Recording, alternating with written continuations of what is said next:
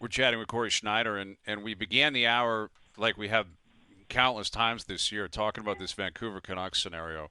And why don't we play this clip? JT Miller, I'm sure I know you're aware of this, Corey, about Jim Rutherford speaking with the Globe and Mail yesterday, and basically saying it's come to a head. It's untenable. It can't continue. These guys, they have an issue, Pettersson and Miller, and they've got to change. And Miller was asked about that in a scrum earlier this morning. Here's what he had to say. What's your reaction to Jim Rutherford's comments yesterday or this week on the situation with you and Petey? I don't have one. You don't have any comments? No. Is there still all good between you two guys? I'm not commenting on this. Okay, so no comment from JT. You're very familiar with the market, and what do you make of this story? JT Miller, Elias Pettersson, the Canucks, the season imbalance, and how do you think? What do you think an ideal world would look like for the Vancouver Canucks? By the end of the year, what's reasonable here? Yeah, I'm not exactly sure. It's very confusing from afar. I mean, again, I've played there, and not many people are still there from when I played. But again, knowing the market and knowing the temperature of the fan base, I'm not sure what's going on. It just seems like there's always something going on there. Whether it was Bo Horvat and his contract, and then he gets traded, and then Thatcher Demko's injury situation is kind of a mystery, and now this has been simmering for over a year now.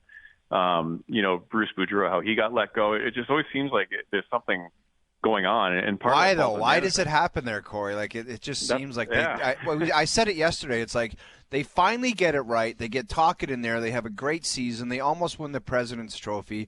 They take Edmonton to the brink, and then all of a sudden it's back to a gong show. Like, what is it about the market that has to happen? I don't get it. I don't either. I don't know if it's a coincidence or just what it is, because it's different management now than when I was there with Roberto and all that stuff. But I know that people love a good story, and they're gonna grab onto the juicy story. So I understand that. But I think it comes to all levels of the organization. As a player, you have to be an adult and learn how to play with a guy. I didn't get along with everybody I played with, and I'm sure not everyone got along with me. But you find a way to figure it out like adults and play together. So that's on JT and Elias potentially. The coaching staff, like Tocchet, it's his team, so he's got to set the standard. So here, guys, here's what's acceptable, and here's it. Can you get over this, or can you not? Like, that's the coach's job.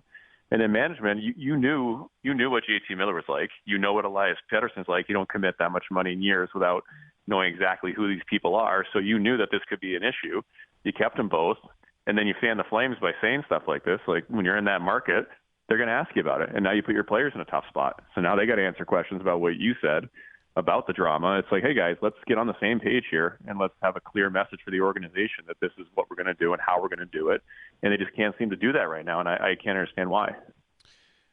Yeah, it's wild, man. And yet, again, they're right there chasing a playoff spot. And if everyone's healthy and they get in and everyone's kumbaya, I mean, maybe that is the crazy thing, Brian. They do have a pretty damn good record with all this nonsense. Yeah.